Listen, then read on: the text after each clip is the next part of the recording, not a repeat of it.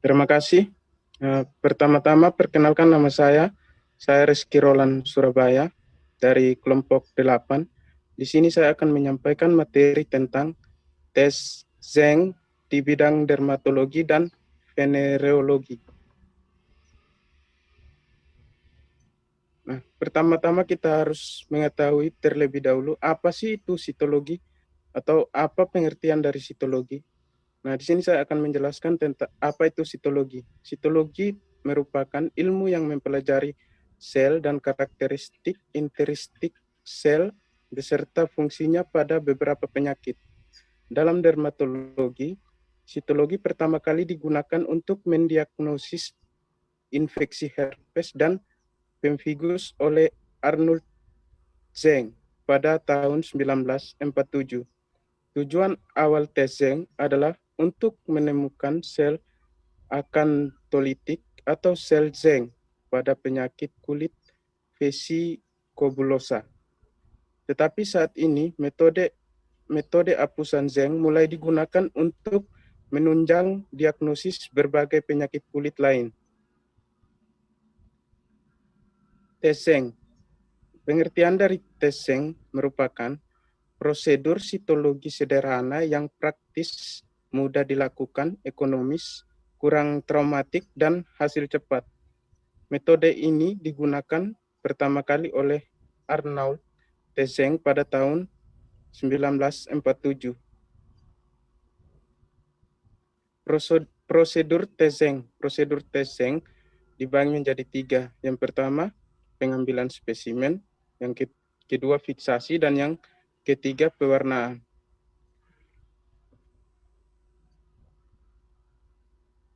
Pengambilan spesimen. Prosedur pengambilan spesimen berbeda-beda bergantung pada jenis lesi. Untuk infeksi virus, sediaan harus diambil dalam keadaan vesikel masih baru, utuh, dan tidak terinfeksi, bukan dalam bentuk krusta.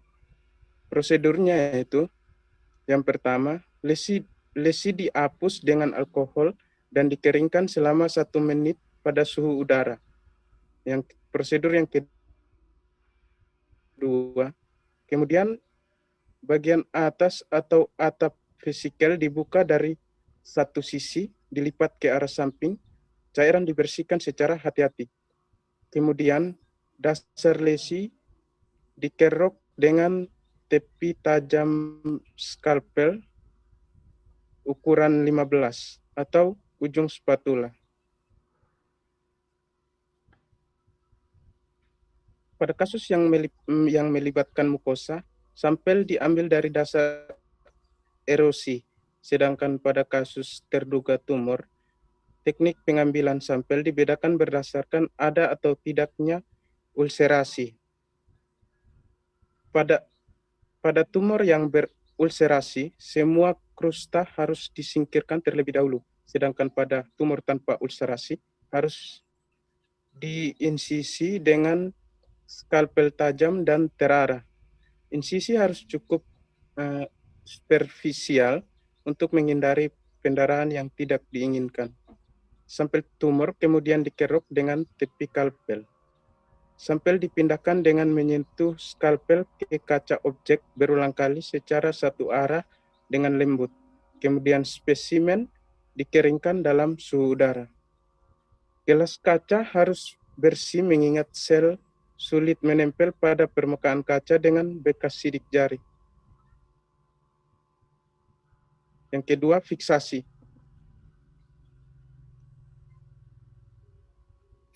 Pengertian dari fiksasi merupakan proses untuk mencegah denaturasi dan ikatan silang antar protein, mencegah sitolisis, dan memastikan spesimen cukup kuat bertahan dalam proses penyiapan sehingga diharapkan morfologi seluler dan posisi bagian intrasel dipertahankan menyerupai keadaan saat sel masih hidup. Zat fiksatif berupa campuran beberapa bahan kimia aktif, misalnya formalin, glutaraldehid, gol aldehid lain, metanol, etanol, gol alkohol lain, aseton, asam asetat, kromat, dan asam pikrik.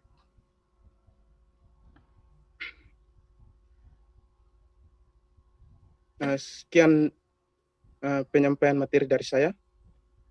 Terima kasih. Nah, terima kasih untuk Mas Reski. Selanjutnya saya akan menjelaskan tentang prosedur pewarnaan. Apusan zinc dapat diwarnai dengan berbagai bahan pulasan dan yang tersering yaitu pewarnaan Giemsa.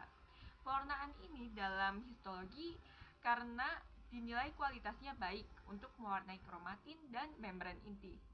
Beberapa komponen seluler akan terwarnai ungu atau merupakan reaksi metakromasi dan warna sitoplasma akan berbeda bergantung pada tipe selnya. Berikut yaitu prosedur pewarnaan Giemsa. Yang pertama, pewarnaan Giemsa diawali dengan melarutkan solusi Giemsa dalam air dengan rasio 1:10. Kemudian diteteskan pada sampel dan dibiarkan selama 15 menit. Sumber lain menyebutkan solusi Giemsa diencerkan dengan air perbandingan 1:3. Kemudian didiamkan selama 5-10 menit. Selanjutnya, apusa yang sudah diwarnai dicuci dengan air, dikeringkan, lalu ditetesi minyak imersi dan diperiksa di bawah mikroskop. Inti sel yang terwarnai dapat berwarna mulai dari biru kemerahan hingga ungu dan merah muda.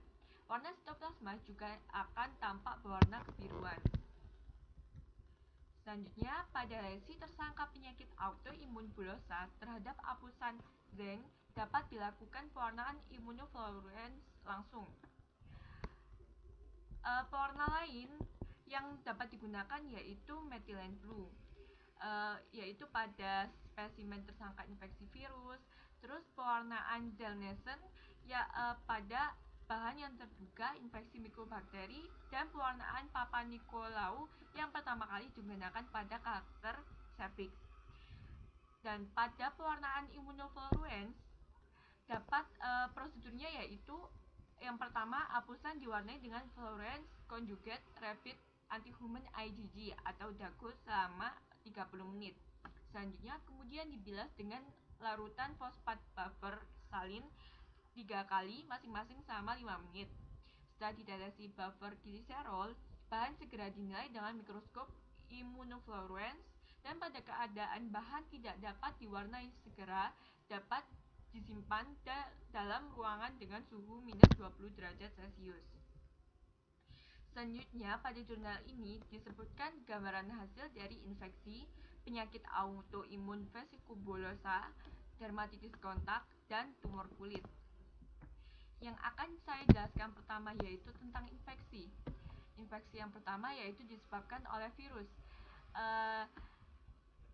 Variasa herpes zoster, herpes simplex varicella, herpes zoster, dan herpes simplex merupakan penyakit infeksi yang disebabkan oleh virus variasa zoster atau VZV dan virus herpes simplex atau HSV. Diagnostik infeksi HSV dan VZV dapat ditegakkan secara klinis, namun pada tes zinc digunakan untuk mengkonfirmasi diagnostik. Virus pada karakteristik sitologi infeksi herpes yaitu sel akantolitik dan sel datia dengan inti multipel atau multinucleate giant cell. Selanjutnya yaitu molluscum contagiosum. Molluscum contagiosum merupakan penyakit kulit akibat infeksi virus double strand DNA yang menular, namun dapat sembuh dengan sendirinya. Pada tes zinc memiliki gambaran diagnostik utama berupa badan molluscum intrasitoplasma atau badan inklusi dan badan Henderson-Patterson.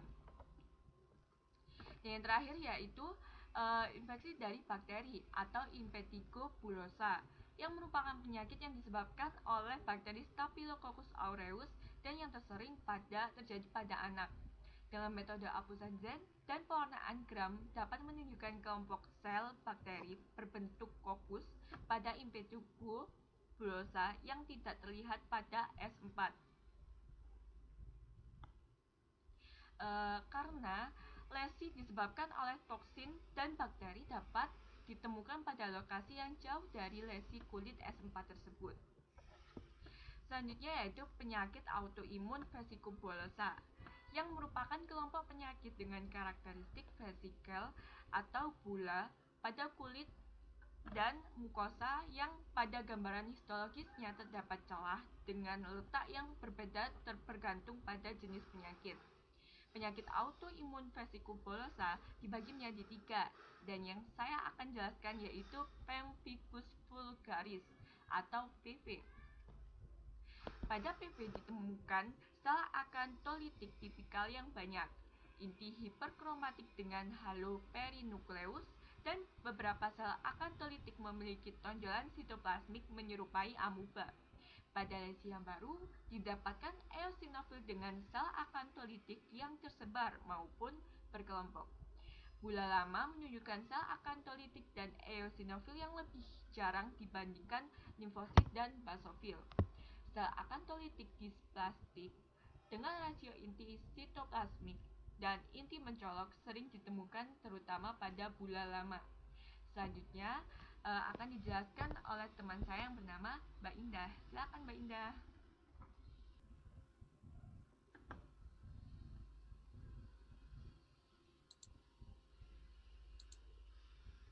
Oke, selanjutnya penyakit autoimun vesikubulosa itu ada pemphigus foliaceus. Nah, lesi vesikubulosa pada pemphigus foliaceus ini terletak superficial dan mudah pecah. Kemudian sel akantolitiknya mengandung sitoplasma yang terhyanisasi dan berhubungan dengan sel diskeratotik yang nampak pada pemeriksaan histopatologik. Next. Nah, kemudian penyakit selanjutnya ada pemphigoid bulosa. Nah, pemphigoid bulosa ini celahnya terdapat di subepidermis dengan sebukan sel radang eosinofil, neutrofil, limfosit, dan monosit. Kemudian semua lesinya pemphigoid bulosa ini menunjukkan sel-sel epiteli dan sel inflamasi yang jarang. Next, jumlah eosinofilnya yang lebih banyak dibandingkan dengan neutrofil dan tanpa sel akantolitik maupun sel tadpole. Next. Nah, penyakit yang selanjutnya itu ada dermatitis kontak. Nah, pada dermatitis kontak alergi, tes Zeng ini menunjukkan sel berbentuk seperti berudu dan berjumlah lebih dari 10 serta banyak sel limfositnya. Sedangkan pada dermatitis kontak iritan ditemukan sel tadpole lebih dari 10 dan banyak sel polimorfonuklearnya. Nah, next. Kemudian ada tumor kulit. Nah, pada hasil hapusan tumor kulit ini akan tampak sekelompok sel basaloid berukuran seragam yang tersusun polisade di perifer seperti yang terlihat pada sediaan histologi. Nah, yang di samping ini merupakan gambarnya. Sel tumor basaloid ini berukuran besar dan lebih basofilik. Bentuk memanjang dengan inti sel hiperkromatik dan rasio inti selnya dengan sitoplasma tinggi. Inti sel dapat mencapai ukuran 4/5 ukuran sel secara keseluruhan. Kemudian sel basaloid ini dapat mengandung granul melanin terutama pada bagian tumor yang berpigmen. Kemudian selanjutnya ada karsinoma sel squamosa atau disingkat dengan KSS. Nah, kecenderungan sel squamosa akantolitik untuk tersebar atau tidak berkelompok ini dan pleomorfisme. Pada pembesaran mikroskop yang lebih besar menunjukkan perubahan inti sel serta perubahan pada pewarnaan sitoplasmanya. Dan juga dapat ditemukan sel datia berinti banyak. Next. Nah, kemudian ada penyakit Paget. Nah, pada penyakit paget ini, sel paget dapat dengan mudah dilihat pada T-zen berupa sel tunggal atau dalam kelompok kecil dengan sitoplasma basofilik atau polikromatik dengan bervakuol serta inti sel bulat berukuran besar atau hipertrofik. Next. Terima kasih. Mungkin itu saja yang kelompok kami dapat presentasikan. Kami ucapkan terima kasih.